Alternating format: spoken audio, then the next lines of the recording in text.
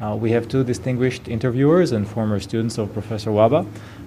Dr. Young-Kyun Lee, Professor of Statistics at The Ohio State University, and Dr. Helen Zhang, Professor of Mathematics at the University of Arizona.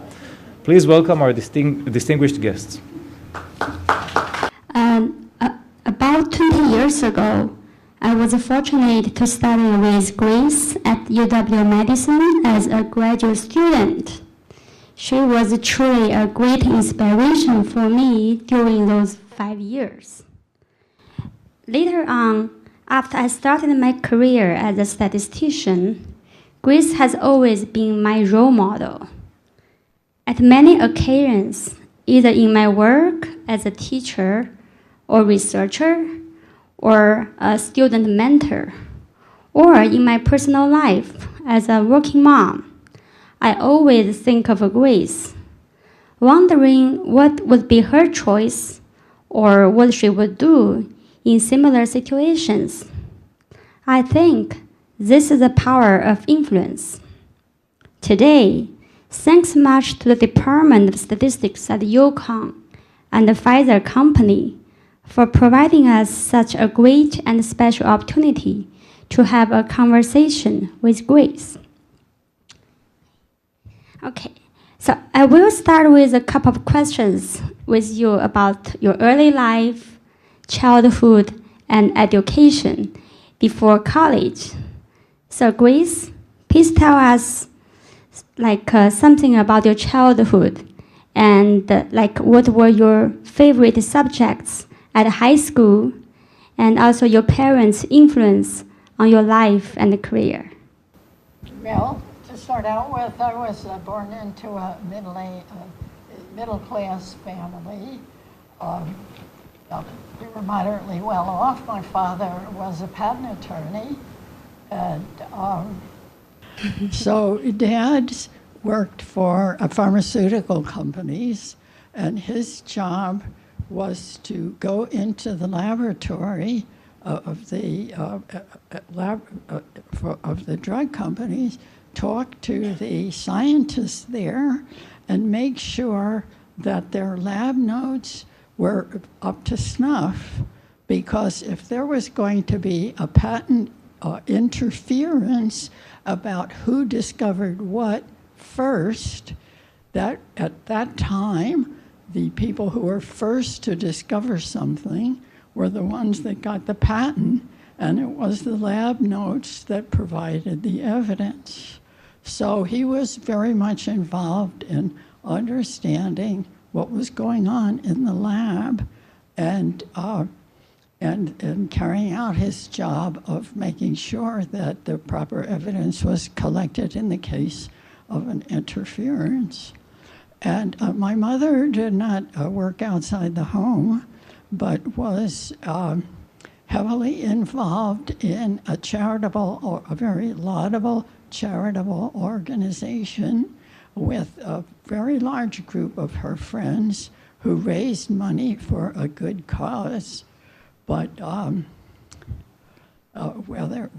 were a very large number of people all trying to run things, and it did not have the structure of a business where you have a boss and you have people who work for them and you have a line of authority. There were a large number of very dedicated women all trying to help out in this charity. And to be perfectly honest, I thought that it was what my father did and his interactions with scientists in the lab were a much more exciting way to spend your working life than getting involved in a large number of women in a laudable but otherwise disorganized charitable organization. So I early on determined that I was going to get, and this was maybe when I was 12 or 13, that my goal in life was to get a marketable skill and have a real job. And I had a vague idea that an engineering degree would be clearly a marketable skill. Well, that was fine, and my parents thought it was fine that I asked my father about how his work was going, and he kept scientific magazines around the house. He was a member of Sigma Xi, and I read some of the articles and was enamored of the idea of scientific research without really understanding what you needed to know. And one event stands out in my mind when I was in about the 7th grade, that the teacher was running a discussion about careers, and she handed out a booklet to the boys that had a lot of questions in them about what they were interested in. And then in the end, there was an algorithm that turned their answers to the questions into a suggestion about what kind of career they might be interested in, like engineering. And then I saw the handout they gave to girls, and they had a whole lot of discussions about wonderful careers as secretaries, and maybe nurses, and teachers, which were fine careers open to women. And none of them appealed to me. And I told my mother, oh, I want to be an engineer. Let's go up. I want to fill out the boys' questionnaire and see what it says. So we went to the principal, and he says, well, no, we can't do that. If all the girls decided they wanted to get the boys' questionnaire, we would just have a problem with the PTA on our hands and so forth. So the end result was my mother very kindly said, just fill it out. You don't have to be a secretary, and just pay no attention to the results. Now, the first time I got excited, well, so math always came easy to me. And in 9th grade, I took the 9th grade modern algebra, not modern algebra, algebra, 9th grade algebra. And I was determined to do everything.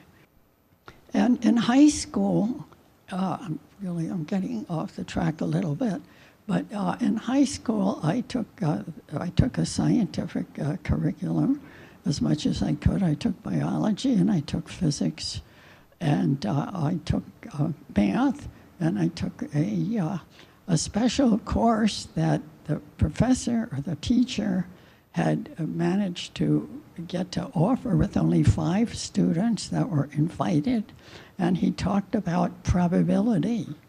And it wasn't actually probability as we know it. It was more of a philosophical nature. But I had the feeling that there was something about that I really liked, and it was important.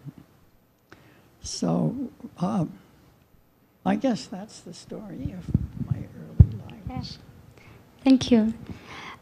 You started studying mathematics at Cornell University and also University of Maryland. Later on, you moved to Stanford for a PhD in statistics. So what triggered this change? What is the initial attraction for you to the field of statistics? Well, you already know the answer to that, of course, but I'll give it to this audience. At Cornell, I took the first course in modern algebra, Berkhoff and McLean, and I took the second course in modern algebra, Van der Waerden, and I could not understand a word of it. I was really bad. And I took Professor Wolfowitz's course on probability, which I really liked. And looking back on it, I guess I was kind of lucky because the modern algebra course by Van der Waerden had a take-home exam. And when the exam was due, I wasn't finished. So I went to the office and said, can I have some more time? And somebody said, yeah. So I handed in the exam late, and I maybe answered 1 question out of 5, And she said, oh, don't bother to hand it in. He already gave you a grade. Well, the instructor thought that I was a graduate student, in which the passing grade for graduate students was 80. And for undergraduates, which I was, it was 60. He gave me an 80, which was a fabulous grade for an undergraduate, which I did not deserve. And I knew I didn't really understand what was going on. But if he had given me the grade I deserved, I wouldn't be here today because I wouldn't have graduated in time. Well, I really liked Professor Wolfowitz's class. Well, eventually, lots of events happened, and let's see, I got my bachelor's degree in 1956, and I was behind everyone else. I started PhD work at Stanford. I was working for IBM, and they were in Bethesda, Maryland, and IBM was about to send the whole group out for a visit to California in preparation for moving the whole group, and they wanted us to look around and decide that we really wanted to make the move. So IBM sent me out first class, I remember. I had a couple of days to wander around Palo Alto, and I went into the math department, and there was the exam, and full of questions in modern algebra. I thought, oh, I can't really repeat the word in front of anybody. I thought, Grace, you're never going to pass this exam. I went over to the statistics department, and there were questions that I thought I could really answer. I had gotten a master's at Maryland in math, but it was actually in queuing theory, and I was really very heavily statistical, although statistics wasn't really a major. There was a lot of statistics in it.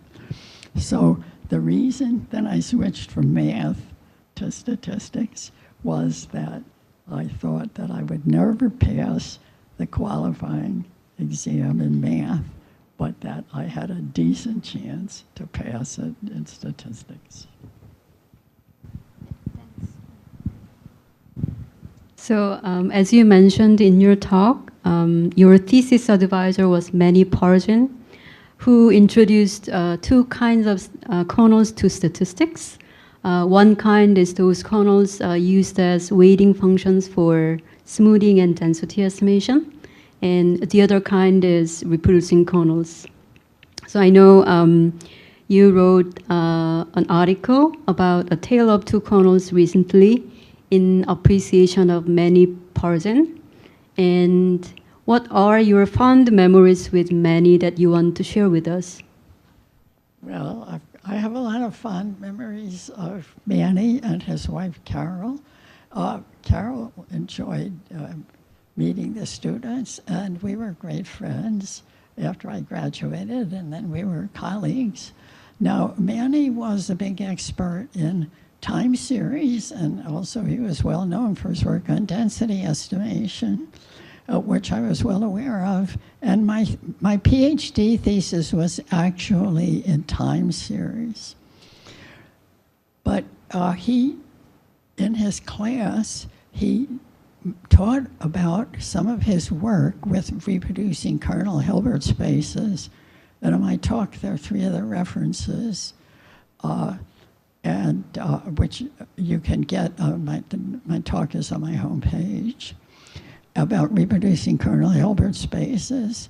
And I thought they were fascinating objects, but I didn't really do anything with them as an undergraduate, as a graduate student. But when I got to Madison, I had a half-time appointment at the Math Research Center. And that Izo Schoenberg, who invented the cubic smoothing spline, and many famous numerical analysts were there.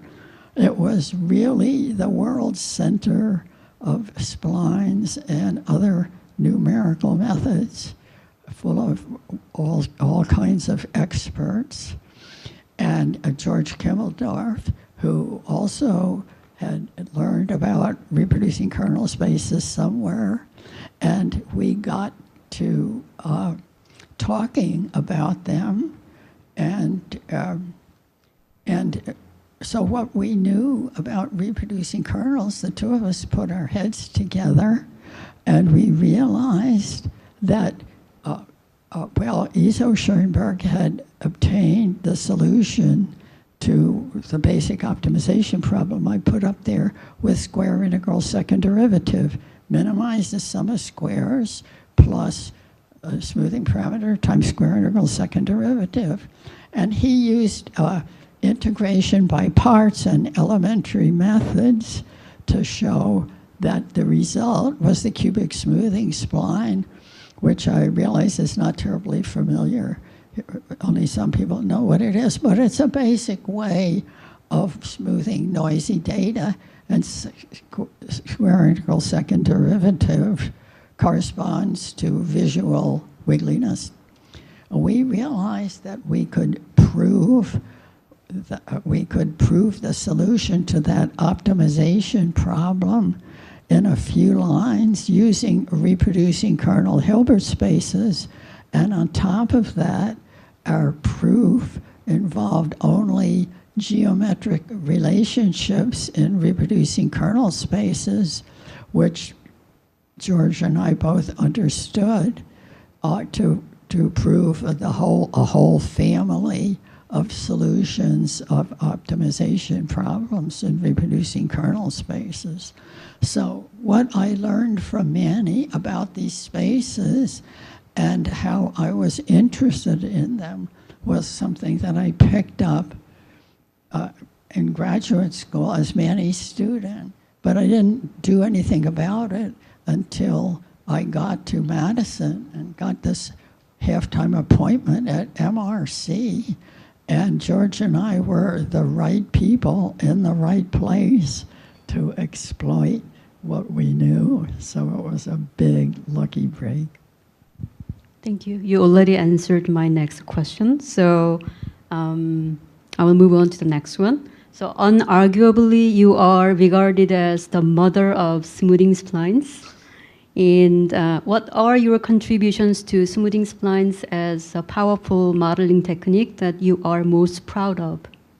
My main contribution to smoothing splines, I think, occurred right what I just mentioned, that George Kimmeldorf and I proved that you could get Iso Schoenberg's solution to smoothing splines as a simple optimization problem in a reproducing kernel space. And then their biggest contribution was the famous representer theorem, which says that solutions to optimization, the simple version of it, is that solutions to optimization problems in reproducing kernel spaces, if it involves evaluation functionals, the data is observed directly from the function, that the solution is in a span of the representers, which are those functions. The first one I wrote down was k sub s of t. So that's the famous representer theorem. And as you see later on, it played a role in the support vector machine. And so that, I think that was a very important contribution. And we were very proud of it because it was kind of fundamental. But there's a 4-line proof, so people could understand the proof, you know. We didn't need a whole army of people fact-checking or anything. But then the other fundamental contribution, I think, involved splines or involved those problems in general. There's that smoothing parameter or tuning parameter lambda, which balances the trade-off of fit to data versus what you might call complexity of the function. So if the norm involves square integral second derivative, if the second derivative is large, the function you might think of as complex, it's wiggly. And if you want it to be a little smoother, you introduce a larger smoothing parameter lambda. And so once we start talking about optimization problems, that lambda controls the famous bias variance trade-off, which is very important. And so there was a big rush on to figure out how to do that. And later, Svante Wold was visiting Madison, and we came to the conclusion that the way to do it was leaving out one. And leaving out one worked very well under some circumstances. But when I tried to prove that it worked, I realized that you had to have a certain rotation invariance of the problem, otherwise it wouldn't work. I'm glossing over this a little bit, but leaving out one, if you want to prove something about it, you need some more conditions. And we figured out, when I worked with Peter Craven and also Gene Golub, the result was what's known as a GCV, or generalized cross-validation, of which there are theorems about why it works and how it works.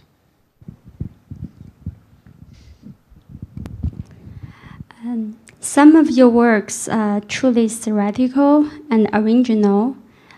Say, for example, the famous representers theorem, and also leave out one and generalized cross-validation. They are key mathematical results in smoothing splines. On the other hand, they are actually widely used tools in statistical analysis and have made enormous impact to real problems. So in your view, what is the connection between mathematical theory and statistical analysis in practice? Oh, well, I love that question. Well, let me start out by saying when I came to Madison in 1967, to solve a 10 by 10 linear system was a big deal. And so there was very little you could do other than least squares regression. I mean, just from a computational point of view, the statisticians can only do very simple things. As computers got bigger and better, we could do more things, especially in non-parametric regression. And it became clear that there was lots of room for developing new methods that would better extract information from real data that would help experimenters. So there was a lot of theory developing new methods, and then there was big excitement if you happen to be lucky enough to be acquainted with or working with experimenters who had data and were used to doing the same old things like linear regression, which is certainly a wonderful tool, but if the solutions are very nonlinear, then fitting linear least squares, it doesn't do much for you. So as time went on, and as we were able to implement more further methods, theory and practice both became intertwined, feeding into one another. And I was sort of a disciple of George Box, who was the chair of our department, who always said theory and practice. So personally, I felt a lot of my recent work with students was motivated by questions that were brought up by experimenters that we were lucky to have the acquaintance with. So I think statistics, the future of the statistics, the presence of statistics continues to be an intertwining of theory and practice. So as a statistician, you always emphasize the importance of understanding the scientific context to the real data. Besides proving theorems, you have established very successful collaborations with domain scientists, and some of them lasted more than multiple decades. For example, I know with Dr. Kleins, you have studied the problem of eye-related disease with diabetes, and also with the other scientists, you have worked on real problems on climate sciences. So how did these collaborations begin? Oh, well, that's a good question. People ask me all the time.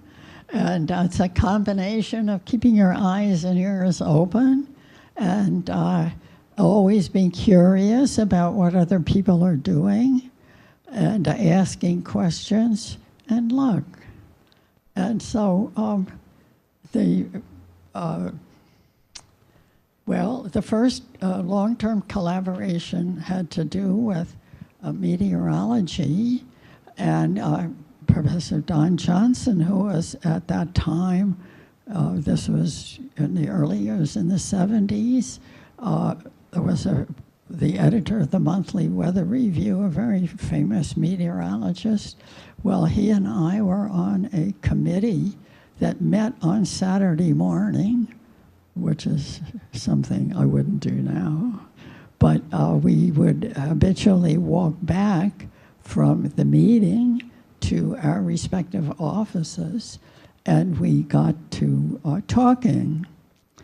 And it turns out that he was explaining to me one of the problems that meteorologists had is that they had to take real data, like radio sun data, balloon data, or send balloons up to measure the upper atmosphere. Those are scattered about irregularly, and they had to take that data and transform it to values on a grid because there were grid point models that used finite difference methods to integrate the equations of motion of the atmosphere to get a forecast. And there was, the way they were doing it was something called optimum interpolation, which was neither optimum nor was it interpolation.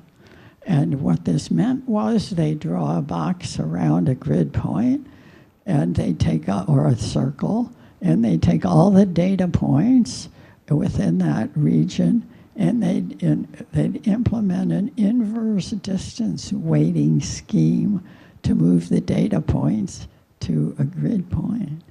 Well, any statistician who thinks about that realizes that this is a rather unsatisfactory way of doing it. And in those days, I was thinking about thin plate splines and splines on the sphere. And I said, look, this is the way to do it. And so he was very happy about that. And within a few years, the so-called optimum interpolation disappeared. And it was done in a much more rational way. And anyway, that started a long-term collaboration. I got really interested in how numerical weather forecast models worked and how the so-called problem of data assimilation. There was all kinds of data of different sorts, different types of instruments, data from satellites, data from surface observing stations, data from radiosondes, balloons, and all of these had to be merged together with a forecast, with the present data, and with the physics of the atmosphere, and how do you put all this together?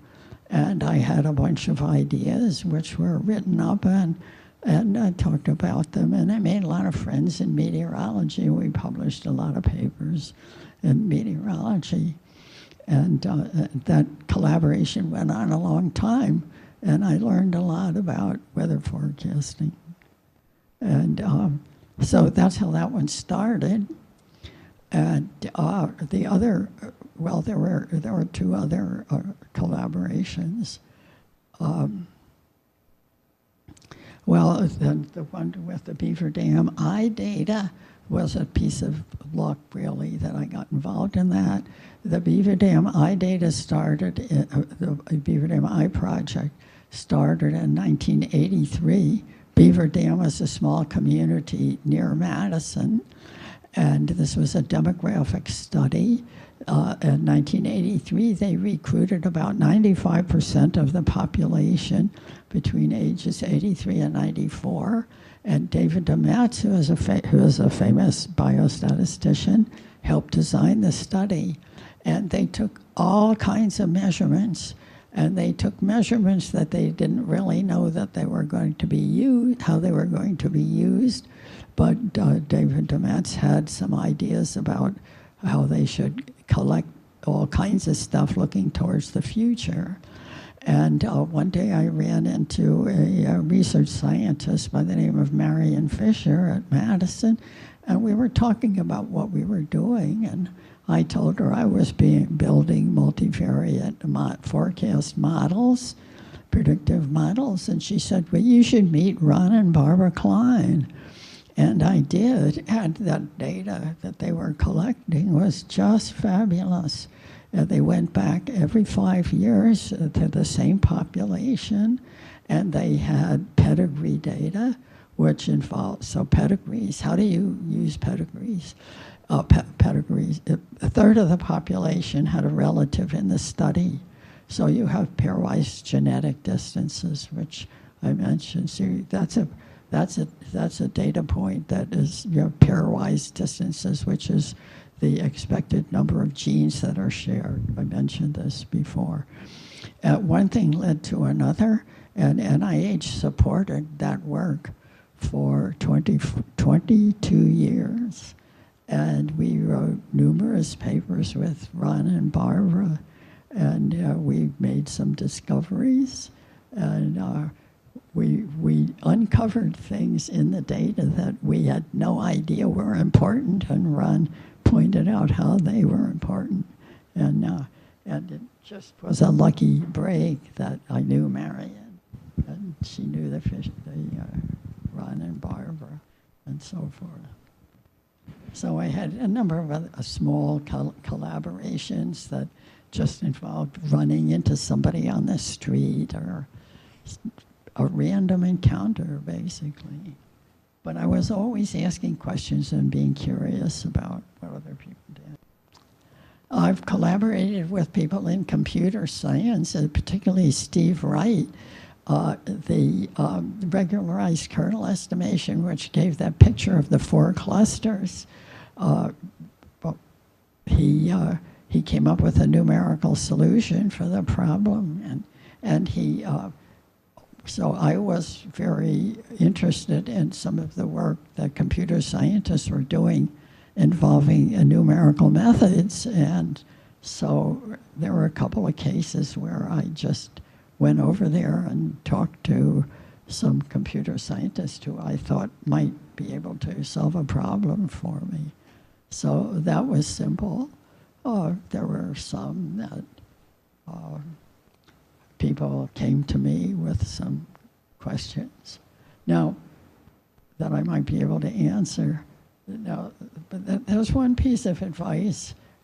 Occasionally, people run experiments, they don't know what to do with their data, and they want a statistician to get something out of the data. And if you stop to understand what they did, you realize that they didn't design their experiment in order to get the kind of data that could answer the questions that they wanted to have answered. And so you should explain to them that you're going to visit your grandparents or something, and you really couldn't work on their project. So I've run into maybe 3 or 4 cases like that, but So you spoke a bit about the connection between your research and machine learning at the end of your talk. So kernel methods have become so popular in machine learning, and perhaps you didn't anticipate this when you're working on those foundational papers on reproducing kernel Hilbert space methods. So how did you realize the connection between the kernels for supportive vector machines in machine learning and reproducing kernels for smoothing splines in non-parametric function estimation? Well, you guys were there, so but a different answer, an answer to a slightly different question was that I got interested in reproducing kernel spaces, and I wrote, when I first got there, I wrote theoretical papers. I did some things I didn't mention last time. For my first few years there, I studied ill-posed inverse problems. So a typical problem was that instead of measuring the value of a function you're interested in at a point, you only measure values of integrals. And so those problems could be solved using reproducing kernel Hilbert spaces, purely theoretical issues.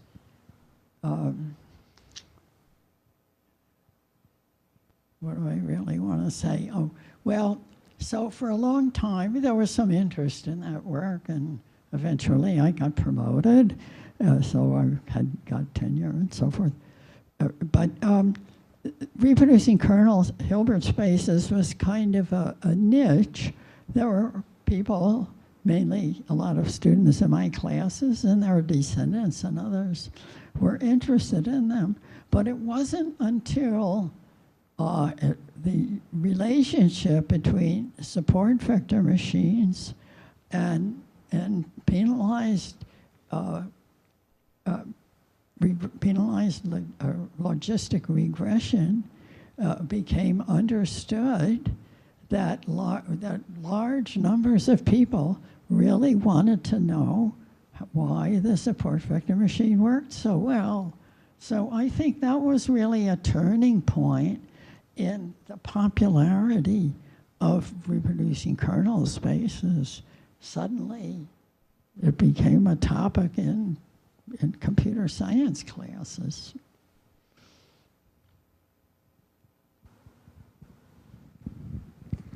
Nowadays, if you want to fit a smoothing spline curve with thousands of observations, you can use the R function smooth.spline. It may take only 2 seconds. But before the age of modern computers, solving very large regularization problems must be a very daunting task. How was computation done back to 70s? Oh, well, there's a story you've probably heard. When I mentioned that Svante Wold and I decided to look into a leaving out one approach to choosing the smoothing parameter for the penalty functional square integral second derivative, which led to the smoothing spline, leaving out one. And we actually got that idea by listening to Mervyn Stone, who was discussing leaving out one in deciding with a degree of polynomial and polynomial regression. So Svante and I talked about it, and this is about 1970 something. And he wrote some code, and at that time, computing was done centrally in a big UNIVAC 1108, and the department had to pay for time to use it, and we had a budget of a few $100s, or I don't remember the exact dollar amount, but our department had a computing budget for a month for so many dollars. And so Svante was running examples, and he immediately used up the entire department's computer budget for the month there, just in order to compute some leaving out one estimates.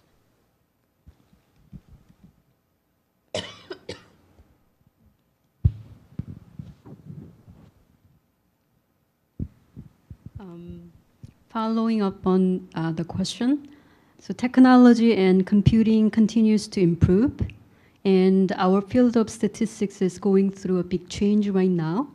So what are your thoughts on the future of statistics and data science? In particular, What are the things that statistics can offer uniquely compared to machine learning? Oh, well, that's an interesting question, and lots of computer signal, a lot of crystal balling. But as I said, I thought that was the wrong question. What can statisticians offer to computer scientists?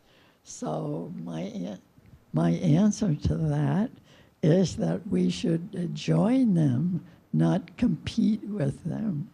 There are lots of common interests, and I think the future, a big chunk of the future involves collaborating or joining with computer scientists who are big on solving complicated numerical problems and dealing with data, with huge data sets in complicated ways. That's their bag, and we can join with them in developing best practices for using the tools that they can develop. And biostatisticians and statisticians, of course, many people play both roles.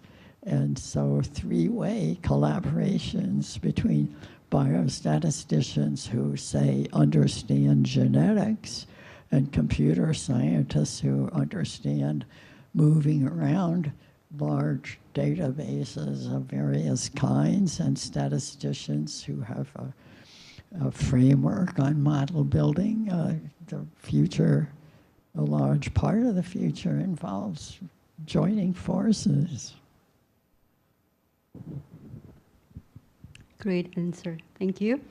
So changing topics a bit, you have been on the faculty at UW-Madison for 51 years. You are truly integral to the history of the department, and you will be remembered as one of the giants affiliated with Madison. So tell us a bit about how the department has supported your earlier career. Well, this is one of my favorite stories.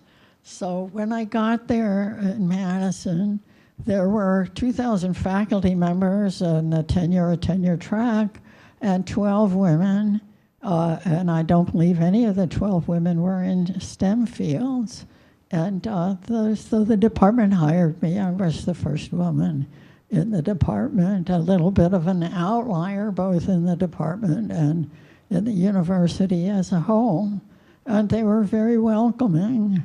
And on Friday nights, the department, a large group of men, a medium-sized group of men, about half a dozen or so, met every Friday night to play poker. And they played poker at John Van Ryzen's house, and he lived just up the block from me. And George Chow invited me to come join the Friday night poker club. Now, what more welcoming could you want? So I was very pleased to be invited. And I didn't really know much about poker, and I asked my husband at the time, who was actually a computer scientist, I said, Ray, how do you play poker? And he said, well, there are different kinds of poker. So I said, well, just tell me how to play poker. He says, well, you know, 21. And I said, yeah, well, that's all I know. So anyway, I went to the house, walked up the street to John Van Ryzen's house, and the limit was $5. And I had no idea what they were doing, and somebody said blah, blah, blah, which was basically the particular version of poker they were going to play. And I kept a poker face, and there was all kinds of bidding going on, and I just kept my composure, the poker face. And finally, it came time to turn over the hands, and Rich Johnson said, she doesn't have anything. So that was the end of my poker playing days. But the fact that they welcomed me was very nice. And there was another interesting thing which might help other people, My father was a great tennis player, and he met, on several occasions, he met his future bosses or other people that he worked with through the fact that he was actually a fairly good amateur tennis player.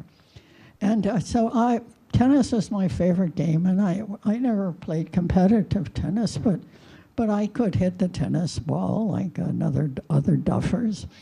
And in other years, Norman Draper and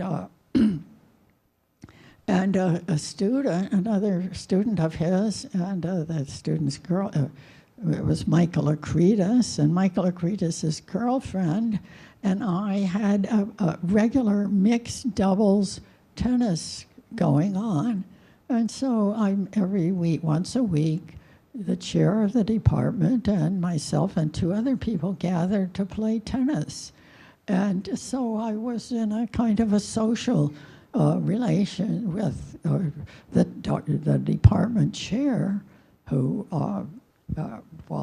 he was the department chair, and I was just an assistant professor.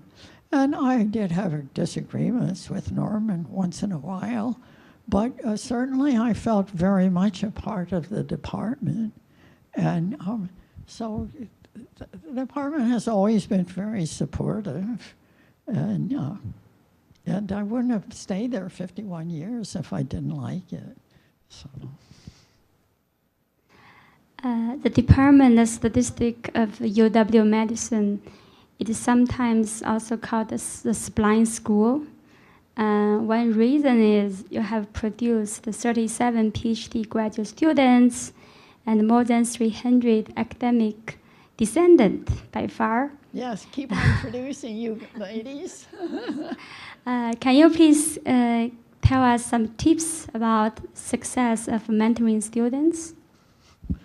Well, I gave you the answer yesterday, and I'll give it again, part of it. So over the years, eventually between meteorology and eye diseases and NSF, I did reasonably well in getting grant support, and for many years I had somewhere between 2 and 5 research assistantships. And when somebody graduated, one of them became available. And so I had a recruiting plan, just like the coach of a football team. As soon as I had an open slot for a research assistantship that would pay the student to do research as opposed to being a TA, I would look at people who took my class and figure out who were the best students in the class, at least those who weren't otherwise committed to another professor, and I would offer them the position. So as a result, I always had wonderful students who were A, very good, and B, were interested in the kind of work I was doing. So that was the trick. Thanks. So it's hard not to notice that 3 women statisticians on the stage for this conversation. And when I was invited to this conversation, I thought that there is some symbolism in it. So you are among trailblazers as a woman statistician, and you received Elizabeth Scott Award for your scientific contributions, as well as inspiring a generation of women statistical scientists. So how did you balance your life and work? And if you have any specific advices for young women statisticians starting their career now, what would you say? Oh, well, that's an interesting question. So there was a period in my life where work-life balance was very difficult. When my first husband, my son was born, And my first marriage fell apart. And there were 10 years where I was a single mom, raising a son, and working full time.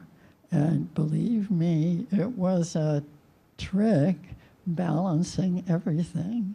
And my son grew up in a way that every Jewish mother could be extremely proud of. And I got a PhD and so forth. So there was a lot of balancing there. Later on, well, I mean, I had other challenges. Actually, my second husband had 2 stepdaughters who lived with us for a while, and there were challenges of having 3 teenagers in the house and so forth.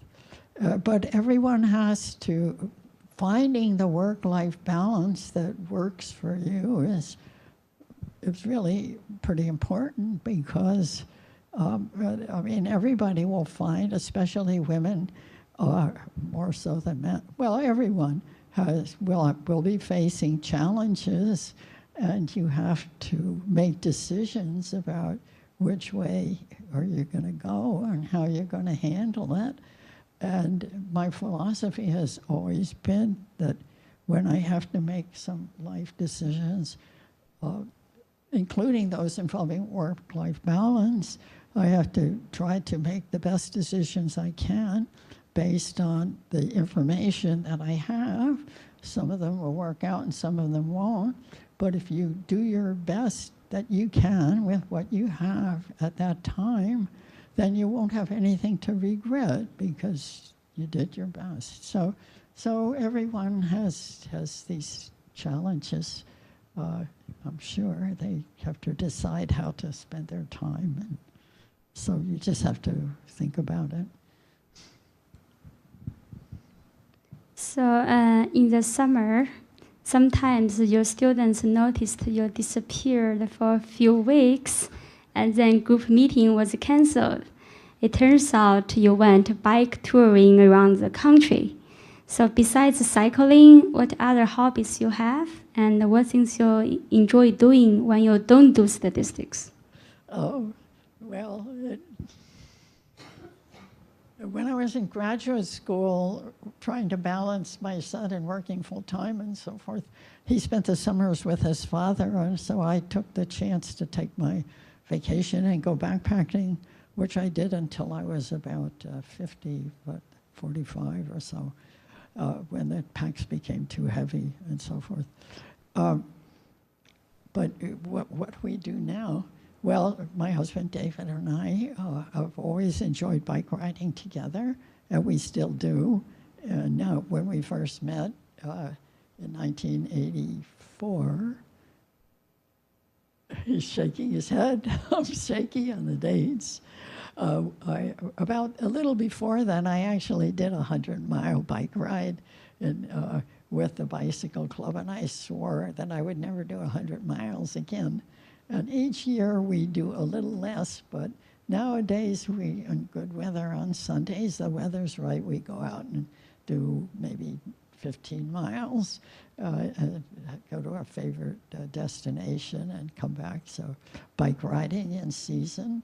If it's raining, sometimes we'll go out for a hike instead of taking the bike out. And we actually met on a dance floor, and a ballroom dance floor. I didn't know it until later. He was actually there with another woman. And,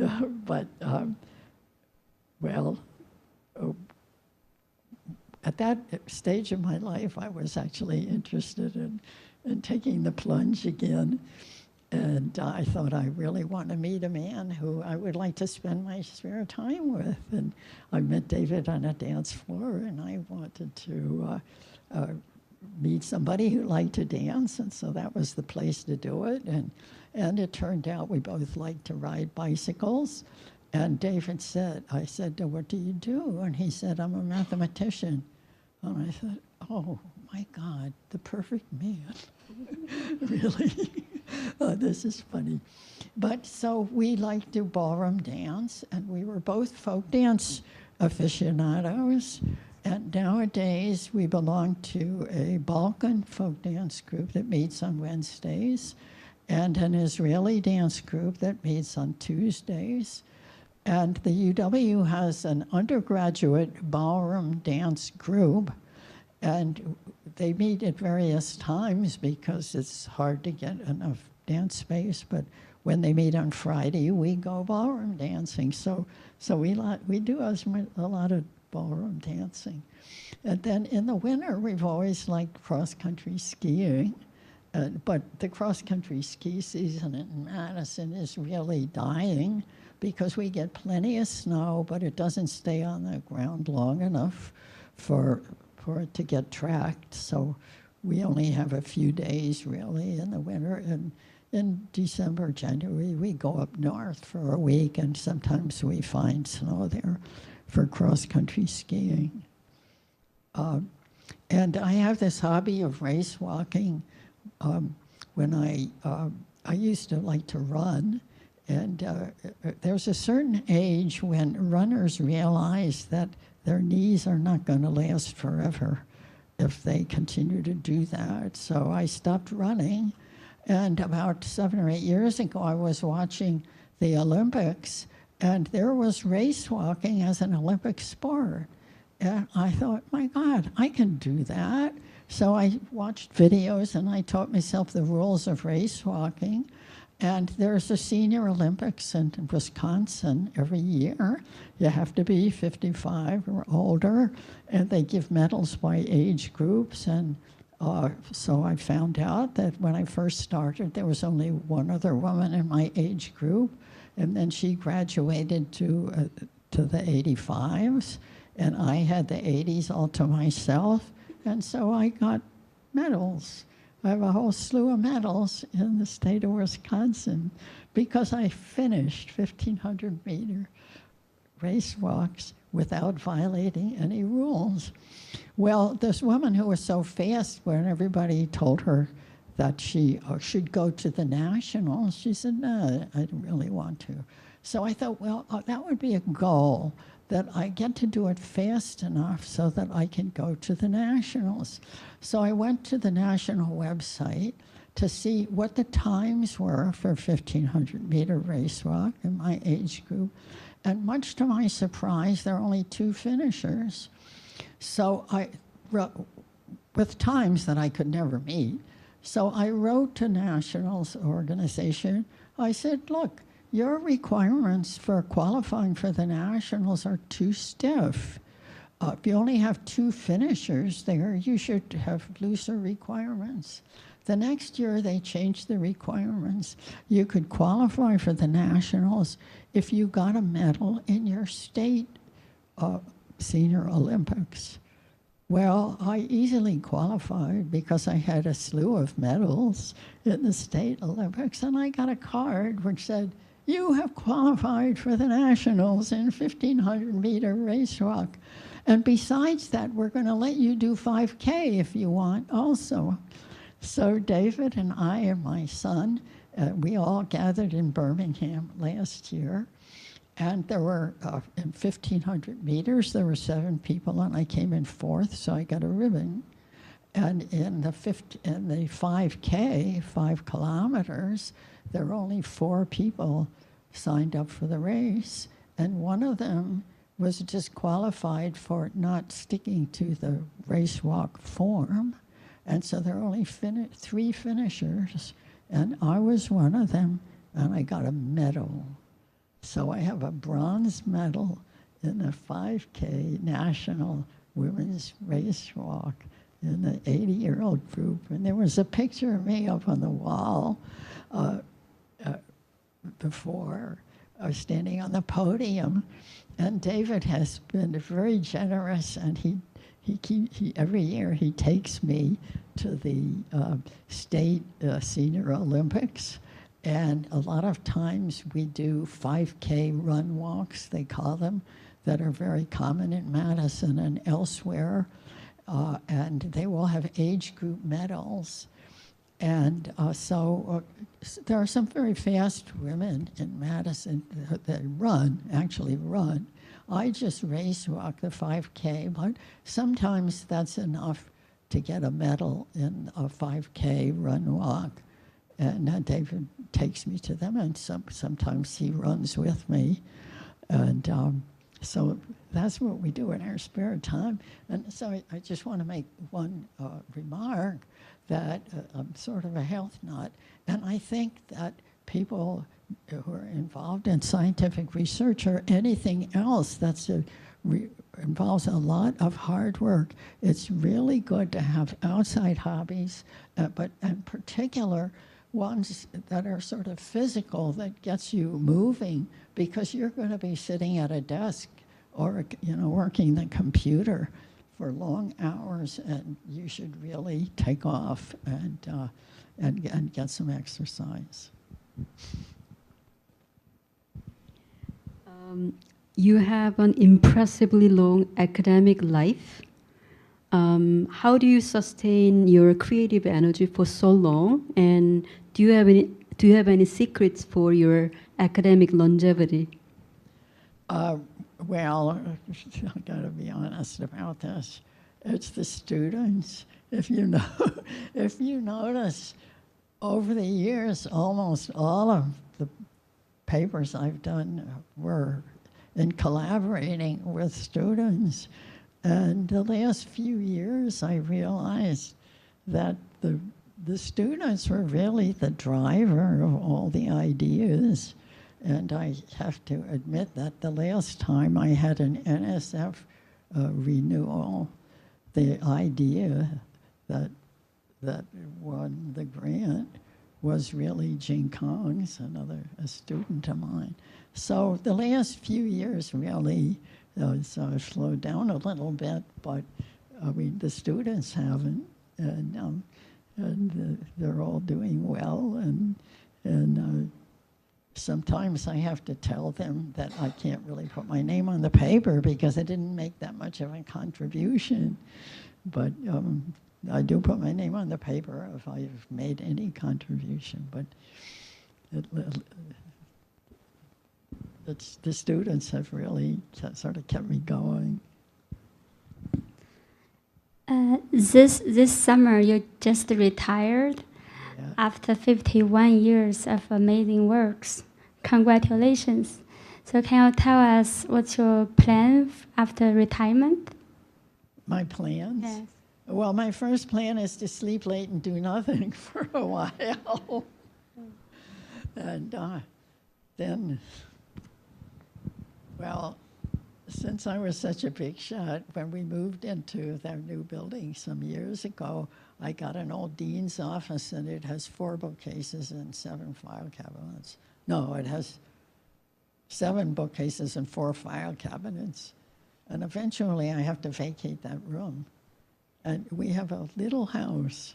And when we buy a book, we have to take another book off the bookshelves and give it away because we don't have any room to put anything. So my first job is to figure out what to do with all that stuff, both at home and in the office.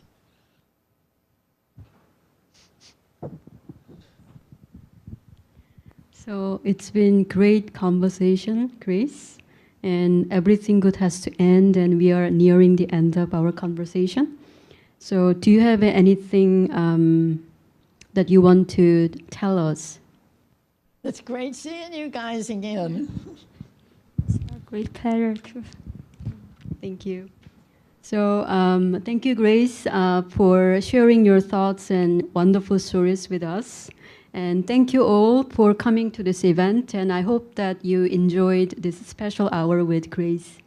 Thank you. Thank you so much, Dr. Lee and Dr. Zhang, for your wonderful interview. Dr. Wahba, will you please stand and joining me here? And at this point, I would like to recognize the organizing committee, my colleagues, Professor Day, Professor Yan, and Professor Zhang, if you can join us here as well. On behalf of our sponsors and guests, we'd like to thank you for your inspirational remarks, and to honor your participation in the event, we would like to present you with this plaque in recognition of your contribution to the field.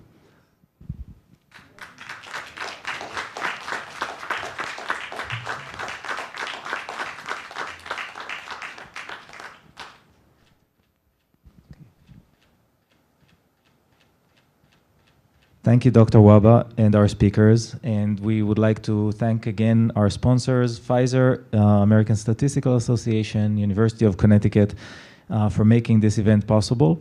And thank you all for coming. And we hope to see you all again next year.